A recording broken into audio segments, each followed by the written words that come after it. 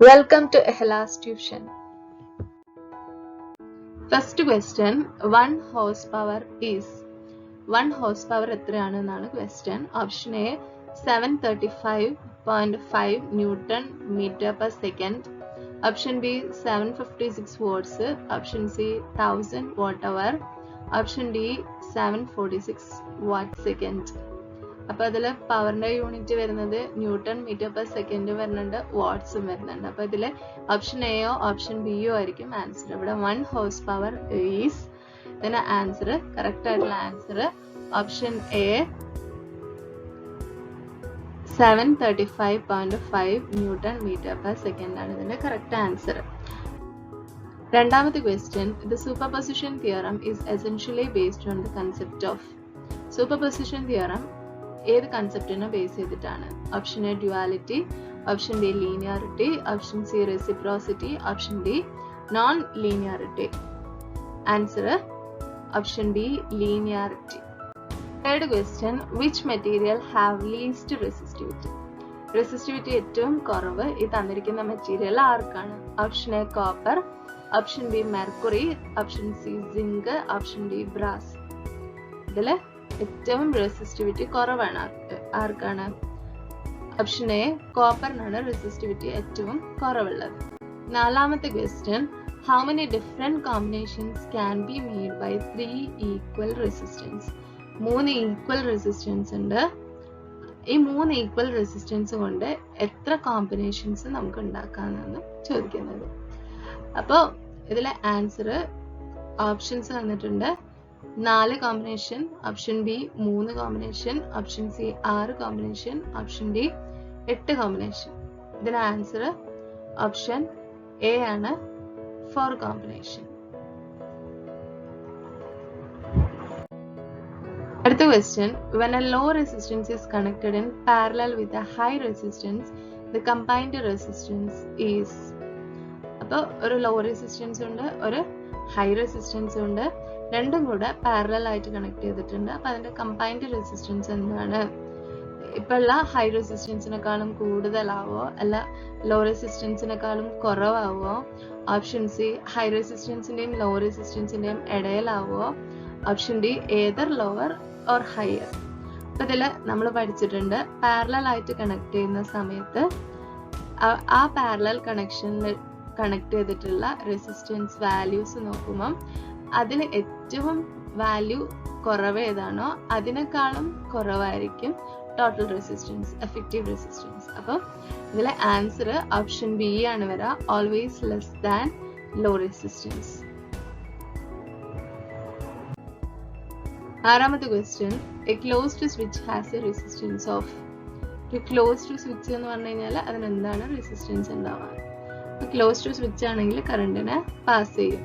അപ്പം കറണ്ടിനെ പാസ് ചെയ്യും എന്ന് പറയുമ്പോൾ അതിന്റെ റെസിസ്റ്റൻസ് 0 ആണ് വരിക. Seventh question, at higher frequencies A capacitor act as. Frequency നല്ല രീതിയിൽ കൂടുന്ന സമയത്ത് കപ്പാസിറ്റർ എന്തുപോലെ ആക്ട് ചെയ്യും? അപ്പൊ നമുക്ക് ഇതിലെ തന്നിട്ടുള്ള ഓപ്ഷൻസ് ഷോർട്ട് സർക്യൂട്ട് ആണോ, ഓപ്പൺ സർക്യൂട്ട് ആണോ, ഹൈ റിയാക്ടൻസ് സർക്യൂട്ട് ആണോ, ഹൈ റെസിസ്റ്റൻസ് സർക്യൂട്ട് ആണോ? അപ്പൊ നമുക്കറിയാം കപ്പാസിറ്റർ എന്ന് പറയുമ്പോൾ റിയാക്ടൻസ് ആണുള്ളത്. റിയാക്ടൻസിന്റെ equation X is equal to 1/2πfc ആണ്. അപ്പൊ ഫ്രീക്വൻസി കൂടുന്ന സമയത്ത് എന്ത് സംഭവിക്കും? എക്സിയുടെ വാല്യൂ കുറയാണ് ചെയ്യുക, കാരണം X is inversely proportional to 1/f ആണ്. എഫിന്റെ വാല്യൂ കൂടിക്കഴിഞ്ഞാൽ, ഹയർ ആയാൽ, ഫ്രീക്വൻസി നല്ലോണം കൂടിക്കഴിഞ്ഞാൽ എന്ത് സംഭവിക്കും? റിയാക്ടൻസ് 0ന്റെ അടുത്ത് വരും. അപ്പം it is capacitor act as option A ആണ് വരിക, ഷോർട്ട് സർക്യൂട്ട് പോലെ ആക്ട് ചെയ്യും. അടുത്ത question, Ohm's law is applicable only when. Option A voltage is constant, option B length is same, option C cross sectional area is same, option D temperature is constant. അപ്പൊ Ohm's law എന്താണ്? Voltage is directly proportional to current at constant temperature. അപ്പൊ ഇതിലെ answer option D ആണ് വരിക, temperature is constant. അപ്പോഴാണ് Ohm's law applicable ആവുന്നത്. Ninth question, resistivity of A wire depends on. Options material, option D length, option C cross sectional area, option D all of above. ഇവിടെ ചോദിച്ചിട്ടുള്ളത് resistivity ആണ്, resistance അല്ല. അപ്പോൾ resistivity of A wire depend ചെയ്യുന്നത് അതിൻ്റെ മെറ്റീരിയലിനെ മാത്രമാണ്. അപ്പോൾ ഇതിൻ്റെ ആൻസർ ഓപ്ഷൻ എ മെറ്റീരിയൽ. അടുത്ത question, law of conservation of energy is extended in. ഇതിൽ ഏത് ലോ ആണ് law of conservation of energy ആയിട്ട് നമ്മൾ കൺസിഡർ ചെയ്യുന്നത്? കിർച്ചോഫ് കറന്റ് ലോ ആണോ, കിർച്ചോഫ് വോൾട്ടേജ് ലോ ആണോ, ലെൻസസ് ലോ ആണോ, ഫാരഡേസ് ലോ ആണോ? ഇതിൽ ആൻസർ കിർച്ചോഫ് വോൾട്ടേജ് ലോ. അടുത്ത question, the curve representing Ohm's law. Ohm's ലോന്റെ കർവ് എങ്ങനെയാണ് ഉണ്ടാവുക? സൈൻ ഫംഗ്ഷൻ ആണോ, പാരബോള ആണോ, കൊസൈൻ ഫംഗ്ഷൻ ആണോ, ലീനിയർ ആണോ? നമുക്കറിയാം voltage is directly proportional to current. അപ്പോൾ ഡയറക്ട്ലി പ്രൊപ്പോർഷണൽ ആണ്, അതുകൊണ്ട് തന്നെ കർവ് ലീനിയർ ആണ് വരിക. ഇതിന്റെ answer option D linear. 12th question, most preferred material four A standard resistor is. ഒരു സ്റ്റാൻഡേർഡ് റെസിസ്റ്റർ ഉണ്ടാക്കാൻ വേണ്ടിയിട്ട് നമ്മൾ സാധാരണ ഏറ്റവും കൂടുതലായിട്ട് പ്രിഫർ ചെയ്യുന്ന മെറ്റീരിയൽ ഏതാണ്? നിക്രോം ആണോ, പ്ലാറ്റിനം ആണോ, ജർമ്മൻ സിൽവർ ആണോ, മാംഗനീൻ ആണോ? അപ്പോൾ ഇവിടെ നിക്രോം ഹയസ്റ്റ് റെസിസ്റ്റിവിറ്റി ഉള്ള ഒരു മെറ്റീരിയൽ ആണ്. അപ്പോൾ നമ്മൾ ഹീറ്റിംഗ് ഡിവൈസസിലൊക്കെ നിക്രോം കോയിലാണ് ഉപയോഗിക്കുന്നത്. പ്ലാറ്റിനം റേറ്റ് കൂടുതലാണ്, അതുകൊണ്ട് തന്നെ നമുക്ക് റെസിസ്റ്റർ ഉണ്ടാക്കാൻ വേണ്ടിയിട്ട് പ്ലാറ്റിനം ഉപയോഗിക്കാൻ കഴിയില്ല. അതുപോലെ തന്നെ സിൽവറും.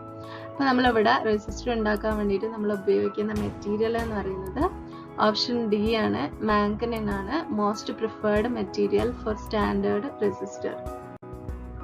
അടുത്ത question, the total number of basic SI units is.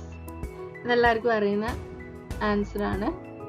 Basic SI units 7 എണ്ണമാണ് ഉള്ളത്. 14th question, the quality of a capacitor can be expressed in terms of its farad, power dissipation, size, none of this. അപ്പോൾ ഒരു കപ്പാസിറ്ററിന്റെ quality നമ്മൾ express ചെയ്യുന്നത് power dissipation. 15th question, the opposition offered by a substance to the flow of electric current is voltage, power, current, resistance. നമുക്കറിയാം ഇതിന്റെ answer option D ആണ്, resistance. 16th one, in a DC series circuit, voltage is same. Option D, current is same. Option C, voltage and current are same.